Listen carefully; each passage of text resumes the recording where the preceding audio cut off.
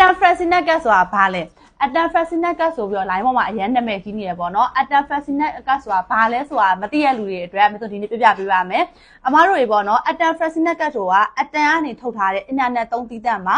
သူ့ဒီထဲမှာဆိုရင်ဖုန်းနံပါတ်တွေမပါတဲ့အတွက်သူကဖုန်းပြောလို့မရဘူး message ပို့လို့မရဘူးပေါ့နော်သူ့ရဲ့ SIM ကတ်လေးရဆိုရင်အတွင်းထဲမှာပေါ့နော်ဒီလိုခဏန်းအလုံး20လေးပဲပါတာသူကကုတ်နံပါတ်လေးပဲပါတာပေါ့နော်ဒီဟာလေးနဲ့အမားတို့ဒါ internet သုံးသီးသန့်ဖြစ်တဲ့အတွက်သူကဖုန်းတွေလည်းပြောလို့မရဘူး message လည်းပို့လို့မရဘူး internet သုံးမှုအတွက်ပဲထုတ်ထားတာပေါ့နော်ဒီ Atom Fascinet ကမှာဆိုရင်ဆက်စဝယ်မယ်ဆိုရင်အမားတို့ဒီထဲမှာပေါ့နော် gig 80ပါပြီးသားဒီ gig 80ရဲ့တက်တန်းကကြတော့တစ်လခံပါတယ်တစ်လကုန်လို့ကိုကနောက်လတွေမှာ data ထပ်ဝယ်ချင်တယ်ဆိုရင်သူက9000ပို့15 gig နဲ့ဝယ်လို့ရတယ်ပြီးတော့1000ပို့ဆိုရင်35 gig ရပါတယ်1000ခွဲဆိုရင်သူက55 gig တောင်ရတယ်ပေါ့နော်ဒီလိုမျိုးအဲ့လိုမျိုးအရန်တန်တဲ့ plan တွေကိုဒီ Atom Fascinet ကမှာတော့ဝယ်လို့ရပါတယ်ဒီ Atom Fascinet က data အရန်တန်လို့သုံးချင်တယ်ဆိုရင်တော့ကိုနေပဲနေရာမှာ Atom 4G မိဖို့လိုရနော်အမားတို့တွေ Atom 4G မိမှာကိုနေရဲ့နေရာမှာ Atom 4G မိမှာပေါ့နော်ကိုအသုံးပြုရမယ့်နေရာမှာပဲဖြစ်ဖြစ်ကိုနေရဲ့နေရာမှာဖြစ်ပေါ့နော်ကိုအပြင်နေပါတွေသွားလို့ခီးသွားနေသုံးမယ်ဆိုရင်တော့မှကိုသွားတဲ့နေရာတွေအသုံးပြုမဲ့နေရာတွေမှာ Atom 4G line ကောင်းကောင်းမိမှာ Atom Fascinet ကိုသုံးလို့ရမှာပါ